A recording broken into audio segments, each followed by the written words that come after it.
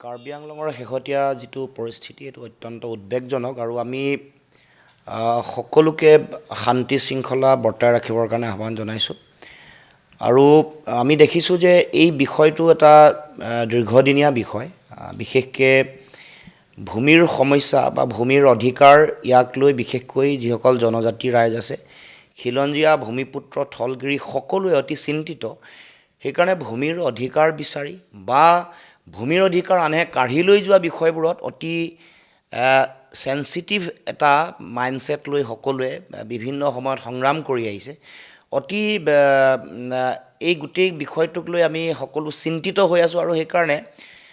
এই যে সুৰে বিভিন্ন বহুজাতিক কোম্পানীক মাটি দি দিছে বহুতে আমাৰ মাটি কাঢ়ি লৈ গৈছে এইবোৰক লৈ সকলো ঠাইতে ইয়াৰ বিৰুদ্ধে সংগ্ৰাম অব্যাহত আছে আৰু শেহতীয়াকৈ কাৰ্বি আংলঙত যিসকল ব্যক্তিয়ে এই সংগ্ৰামত বিশেষকৈ ভূমিৰ অধিকাৰ কাৰ্বি ৰাইজে তাৰ থলুৱা বাসিন্দাই পাবৰ কাৰণে বা বেলেগে কাঢ়ি লৈ যোৱাৰ সম্পৰ্কত তেওঁলোকে প্ৰতিবাদ সাব্যস্ত কৰিছিল প্ৰতিবাদ সাব্যস্ত কৰাৰ গোটেই বিষয়টোক চৰকাৰে যি ধৰণে গোটেই বিষয়টো তেওঁলোকে চাব লাগে গণতান্ত্ৰিক আন্দোলন এটাৰ যেনেকুৱা মৰ্যাদা হ'ব লাগে সেই বিষয়টো তেতিয়াই আলোচনাৰে গোটেই বিষয়টো সমাধান কৰিব লাগিছিল কাৰণ শেহতীয়াকৈ প্ৰতিবাদ চলি আছিল গণতান্ত্ৰিকভাৱে তাৰ আগতেও বহু এই বিষয়টোক লৈ বিশেষকৈ ভূমিৰ অধিকাৰক লৈ ভূমি বেলেগক দি দিয়া বিশেষকৈ হাজাৰ হাজাৰ বিঘা মাটি কৰ্পৰেট হাউচক বহুজাতিক কোম্পানীক দিয়া বহু পিজিআৰ বেলেগে বেদখল কৰি ৰখা যিবোৰ কথা আমিও কৈছিলোঁ উচ্ছেদৰ বিষয় যেতিয়া আছিল যে কাৰ্বি আংলঙৰ এই অঞ্চলসমূহত ব্যাপক বেদখল হৈ আছে এইবোৰ কিয় মুখ্যমন্ত্ৰীয়ে উচ্ছেদ কৰিব নোৱাৰে মুখ্যমন্ত্ৰীৰ নিজৰ গৃহ জিলা সমষ্টিত ৰেলৱে মাটিবোৰো তেওঁ বেদখল মুক্ত কৰা নাই তাৰমানে যিসমূহ মাটি বেদখল হৈছে সেয়া ষষ্ঠ অনুসূচীৰ অঞ্চলেই হওক বা সেয়া জনজাতীয় আৱেষ্টনীয়ে হওক বেল্ট ব্লক বা জলাশয় বনাঞ্চল যিবোৰ এইবোৰ আইনমতে তেওঁলোকে উচ্ছেদ কৰিবৰ কাৰণে উচ্চতম ন্যায়ালয়ে নিৰ্দেশনা দিছে কিন্তু তাকে নকৰি সাম্প্ৰদায়িক অস্ত্ৰ হিচাপে মুখ্যমন্ত্ৰীয়ে কৰা যিটো কাম কাজ তাৰে এটা প্ৰভাৱ এটা নেতিবাচক প্ৰভাৱ সমাজত পৰিছে কিন্তু মই আহ্বান জনাইছোঁ এইটো যি ধৰণৰ ঘটনাৰ উদ্ভৱ হৈছে এইটো ইয়াৰ কাৰণে জগৰীয়া চৰকাৰ কাৰণ দীঘলীয়া সময়বোৰ চলি আছিল চৰকাৰে কোনো ধৰণৰ ব্যৱস্থা গ্ৰহণ নকৰিলে কেৱল মাত্ৰ কাৰ্বি আংলংখন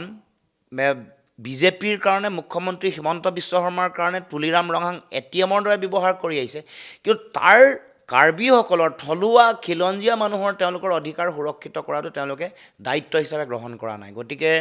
আমি আমাৰ ফালৰ পৰা আহ্বান এটাই জনাইছোঁ যে এই বিষয়টো গণতান্ত্ৰিকভাৱে সমাধান হ'ব লাগে কোনো হিংসা উত্তেজনা আক্ৰমণ প্ৰত্যাক্ৰমণে কেতিয়াও সমস্যাৰ সমাধান নকৰে আমি ক'ব খোজোঁ যে চৰকাৰে জনজাতীয় ৰাইজৰ আৱেগ বুজক দুখ বুজক আৰু এইটো তাৎক্ষণিকভাৱে এই সমস্যাৰ সমাধান কৰিবৰ কাৰণে আমি দাবী উত্থাপন কৰিছোঁ আৰু শান্তি শৃংখলা যাতে বৰ্তাই ৰাখে এই গোটেই কথা বতৰাবোৰ হোৱাৰ পাছত চৰকাৰৰ যিটো ইণ্টেলিজেন্সৰ ইনপুট থাকিব লাগে এইটো ফেইলিয়াৰ হোৱাৰ কাৰণে বা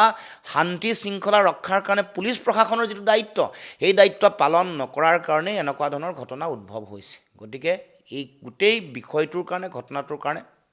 চৰকাৰ সম্পূৰ্ণ জগৰীয়া এতিয়া কিন্তু শান্তিৰ পৰিস্থিতি গঢ়ি তুলিবৰ কাৰণে চৰকাৰৰ ফালৰ পৰাই উদ্যোগ ল'ব লাগে আৰু গণতান্ত্ৰিকভাৱে গোটেই বিষয়টো আগবঢ়াই লৈ যাব লাগে কিছুমান আগতো ফায়াৰিং হৈছে তাত আৰু মুখ্যমন্ত্ৰীগৰাকীয়ে কৈছে যে ২ তাৰিখে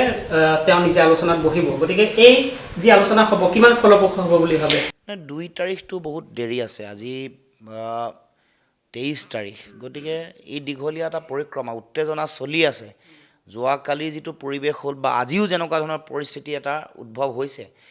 এইটোৰ তাৎক্ষণিক নিয়ন্ত্ৰণৰ দায়িত্ব কিন্তু চৰকাৰৰ এতিয়া আমি শুনিবলৈ পাইছোঁ মন্ত্ৰীৰ মুখতো যে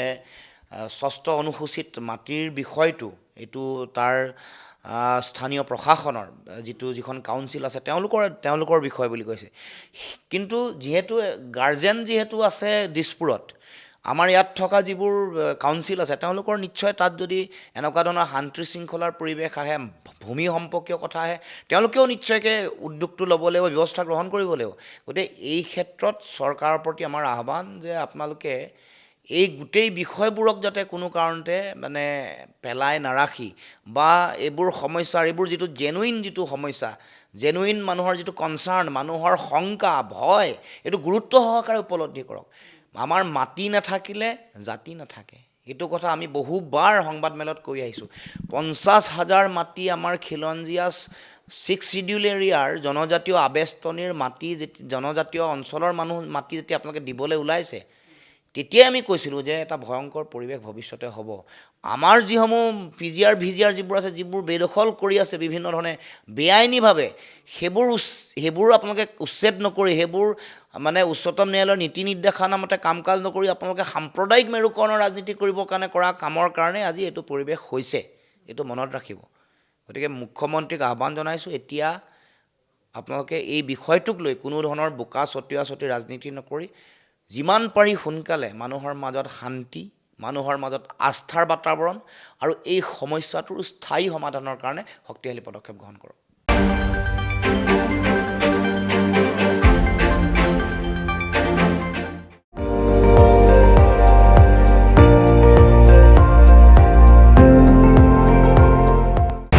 আপুনি চাই আছে ND24